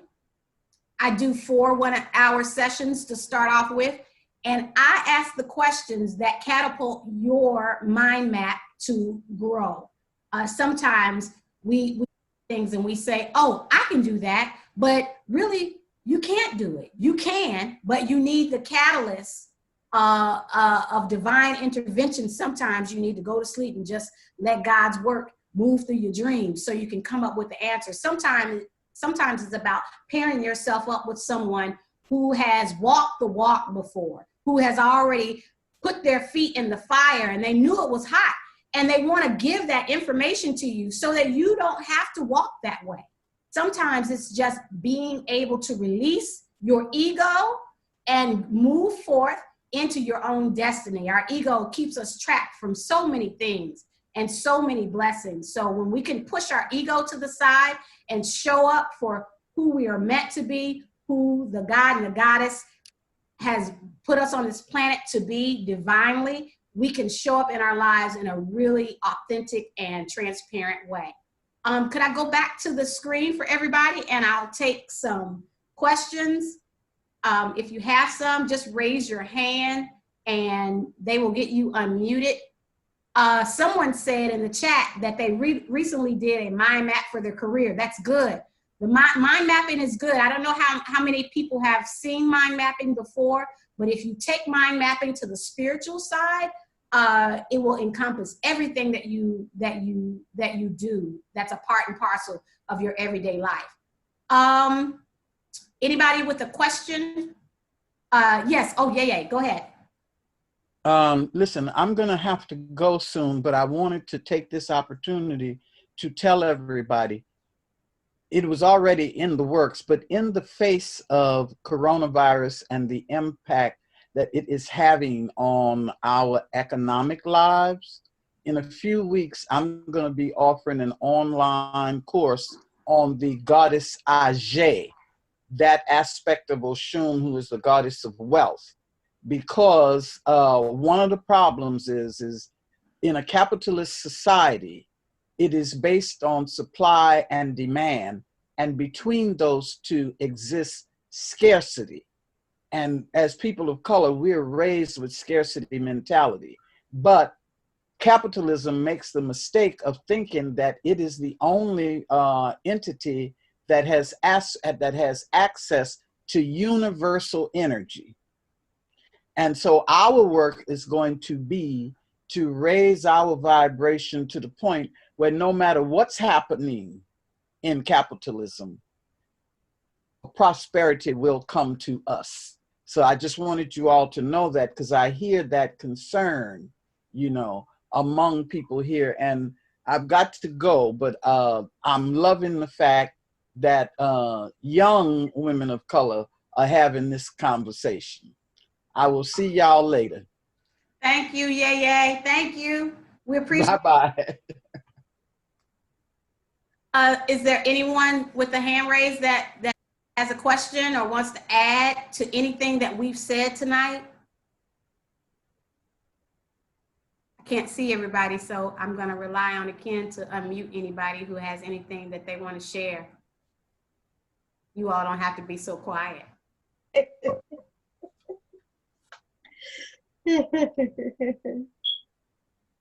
Nobody? No one? Really? Okay. Oh, Mia? Mila. Hi, Sobande. So my question is based in what tools do y'all have as far as when you're making your prayers and you're calling on spirit or your guides? I kind of get lost sometimes in my asking the right questions or asking for guides. I just want to know how you call in some things for, like, you know, having the courage or calling in the discipline to move upon when you have the answer to a question you've been pondering, as far as moving forward with your pivot. Go ahead, Erika. Hello? Erika wants to answer that. So what I would recommend is to give thanks. And so, you know, a prayer of asking is one way to have a conversation with the universe, but there's another way that taps into that universal abundance that Yaya was just talking about, which is to give thanks. Give thanks for the courage that you already have. It's there. You're born. You have everything that you need. Acknowledging it is like leveraging that law of intention. And so, you know, giving thanks for the courage, giving thanks for those guides. They show up. It's already there. It's already done. It's already written. We're just making it manifest. We're just revealing it. And so giving thanks for it versus speaking to its absence, I think helps you do those things. Thank you. Anybody else want to? Lanae, go ahead. So I use different, so in addition to what Erika said, definitely coming in to the conversation when you're connecting with your spirit guides, universe is coming from a grateful heart and being humble. But then when you're asking, so my answer is going to be more tactical. So I make sure my space is cleared. So I go to my sacred space, I smudge the space. Sometimes I light a candle, whatever it is that helps me connect, like relaxes me so that I can receive the message. And then I have different divination tools. So I sometimes use tarot, I use oracle cards, I use water gazing. Sometimes I pray before I go to sleep and then ask for them to come and tell me something in a dream. So those are like my top 4 ways that I get messages, is through either tarot, oracle cards, water gazing, or through dream work. So those are some of the tools that I use. But again, starting it off with that open mindset, that grateful heart. And then once you receive the message, honor that message, and then write down what your interpretation is and then follow up with them. That way you can make progress. Because again, you may not get all the answers. I would just strongly recommend writing it down, because the messages, like me looking back at my notes, it's super clear now what that message was then, but it didn't all make sense right in that moment. So having a journal to be able to look back at the messages that you received too can be helpful ways to track the information and see it really unfold. So those are some of the tactical ways that I connect. Mila, I connect by simply praying. I pray and ask God to show me the spaces and the places and the things that I need to be in. That often comes through plants. Like, I'm often shown those things in my plant work. So I honor the plants, and the plants for me have been my most therapeutic tool, and it has definitely been the catalyst of my life for everything that I've pivoted into and out of. So I think just centering yourself in what you feel,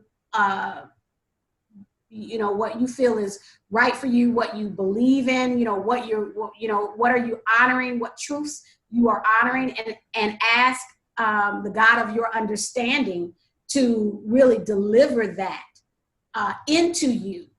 into you. We talked about this last week about the word intimacy is into me I see. It's not about an outside entity. It's about what are you pouring into yourself. Into me I see. So, you gotta figure out what really works for you, and then be ready and willing and open to really listen, to hear the message that comes through. Anybody else want to speak on that? Or yes, go ahead, Danielle. Hey everybody. The question that I have is, I receive messages all of the time, but I struggle with deciphering what it is that's being said to me. So any advice on what I could do better to have a better understanding of what's being said to me? Like, I get numbers, I get messages in my dreams, but when I'm being spoken to in my dreams, it sounds like a foreign language, and I don't really understand what's being said. And I really want to know what it is that I'm supposed to be understanding, but I'm just having a hard time getting it. So.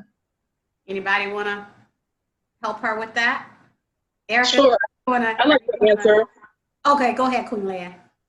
Sure. The inspiration, the insights, the messages you're receiving in dreams, in my understanding, that's a way of your ancestors communicating with you. Of course, it can also be your subconscious mind as well, but there's a connection between the subconscious mind and the realm of the ancestors anyways. But as Lanae was suggesting, I would encourage you to write down what you are getting. All of it will not necessarily make sense immediately, but those things that are actionable, be prayerfully mindful about. Maybe those things are points of guidance that you can take action with. With numbers, it would be beneficial to study numerology.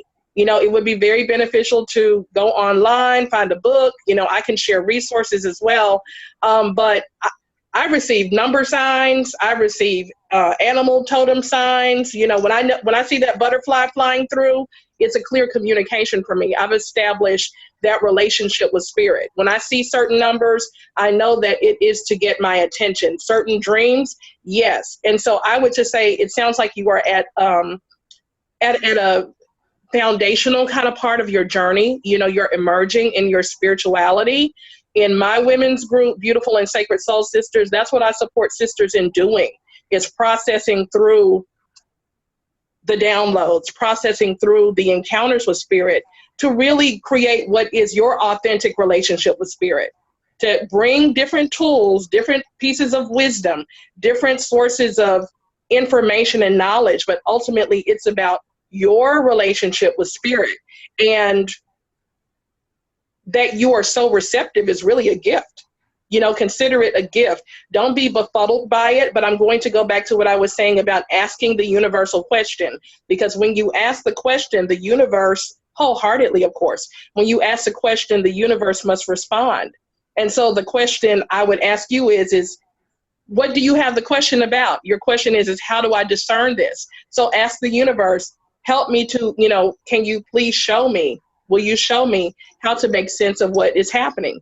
Can you lead me to elders who can support me on my journey? Can you help me to have a clear understanding of the messages that you're sending me? I think that was 3 questions. But if you ask that question, document it in a journal, you will see the unfolding of your path and how it comes to pass. You won't be always so confused or so not clear. You'll get clear. It's just part of the journey.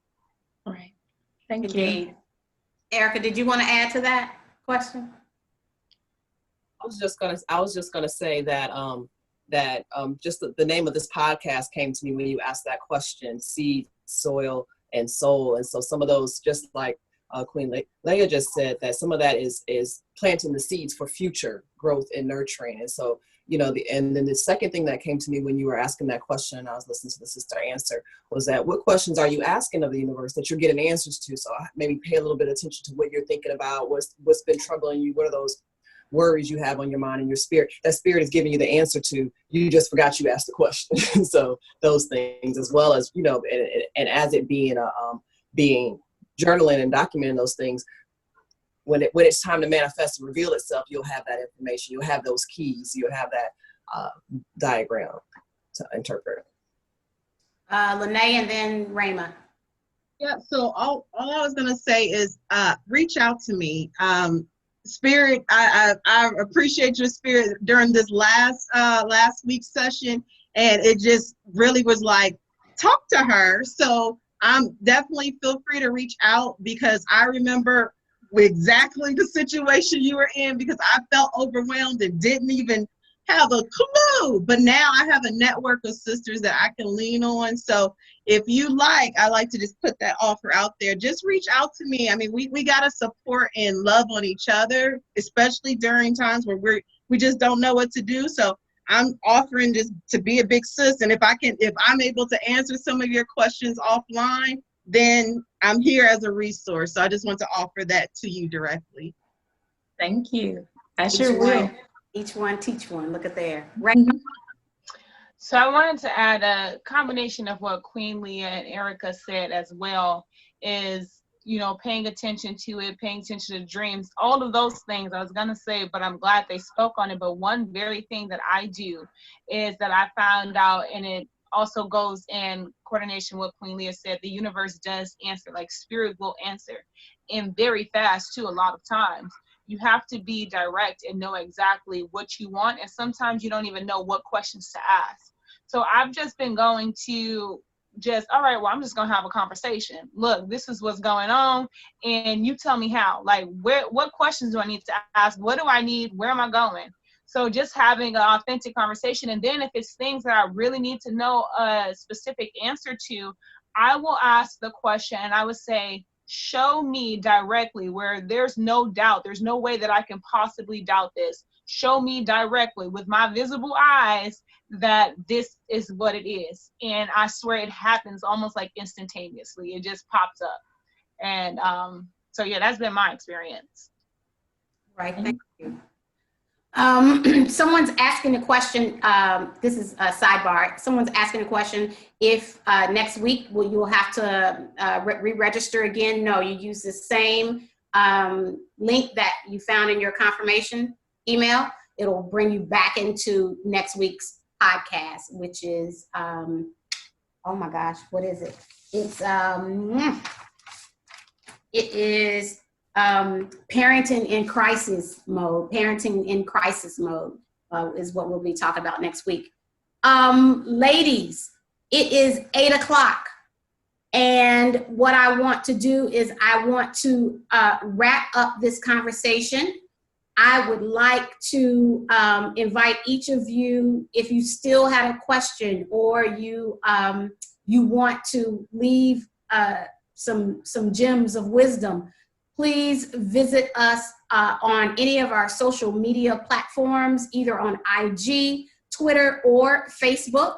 You can do Sacred Waters Retreat. You can do the Afro-Botany Immersion Conference certification, or you can do the NCB School of Herbalism and Holistic Health. Any one of those platforms belongs to me, and you can leave those messages there. We will get back with you as fast as we can. I will also have our social media director load those diagrams for you so that you can, you'll have a visual, those spiritual mind mapping tools. And if you're interested in going a little further or a little deeper with the process of spiritual mind mapping, just shoot me an email, and we can put something in place and set up an appointment for you.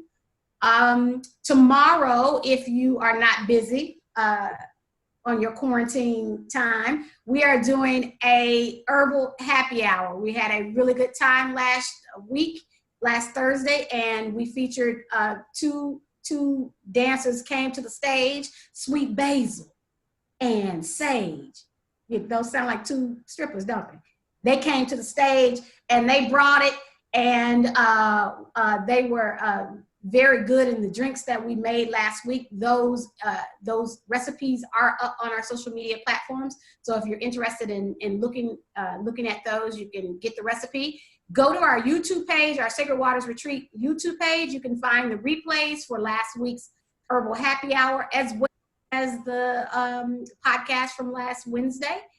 And I want to remind each and every one of you of your own divinity, that you have been brought to the planet for a reason, a season, a space, and a place. And God will not bring you this far and leave you. I mean that with every fiber of my heart. I mean that. God will not bring you this far without, he's not going to leave you. She's not going to leave you. The God of your understanding will not leave you. So if you are struggling with something, if you are having difficulty during this time, please put your ego aside, reach out, let someone know how we can collectively help you. If you have children, young children at home and you're homeschooling, we have teachers on this call, on this video, who might want to help you with some strategies and some tools to help you and your children. If you are struggling and you need assistance with food in your city, please let us know. You never know who knows somebody who knows somebody who knows somebody. And it could definitely be of help. If you're struggling with depression or fear or anxiety, those are all real emotions. We have psychologists on this line. We have counselors on this line. We have all the tools we need right within this community of ours. And we need to begin to utilize those and share and be very transparent about where we are in our lives. Everybody's struggling with something. So, you know, if I can make your struggle less than because I've been through it, let me know. In the meantime and in between time, I want to thank each of our panelists for putting in your time today for the pivot into our purpose. And I want to thank each of you for tuning in. I don't know what you're going to do after this, but I think I'm going to have me a little drink. I got to go pick up my grandbaby, but I think I'm going to have me a drink after I pick her up and put her down. In the meantime, I'd like to see all of your beautiful faces next week. Stay safe. Stay your ass in the house. Follow the directions of folks. And, you know, make some time for what your pivot is. Find out what your pivot is. This is a great time to figure out what you're going to do with your life. A lot of you all ask for this. Oh, I wish I had more time. Oh, my job is beating me down. Oh, Now you got what you asked for, right? You didn't see it this way, but you got what you asked for, right? So now let's figure out how to communicate better, how to go within, how to like the spouse that we married more. Or maybe it's time to get rid of the spouse that we're with or a significant other. Whatever it is that you're going through, now is the time to figure all of that out. So I want to thank you again. I love each and every one of you. Everybody, I'll see you tomorrow. Drinks on the house. Come up to the bar, show me your ticket, and you can get in. Don't bring no kids. It's 21 and up tomorrow. Don't bring no children tomorrow at the happy hour, okay? It's just for adults, 21 and over, because I'm going to be serving liquor. Bye, y'all. Sobande. Yes. Congratulations. Thank you. Congratulations on your wedding. Congratulations. You got Thank you very much. 19 ceremony. Look at there. Yeah. All right. Good night. Thank Bye, you. everyone. Good night. Thank you. Peace and blessings. Thank you. Thank you. Good night. Thank you. Good night. Thank you.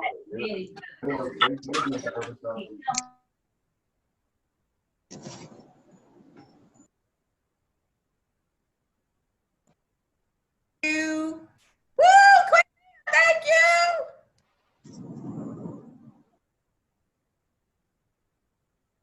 Thank you. Thank you, Tammy Johnson. I see you, girl. I see you, Brandy. I'm on my way, Chica.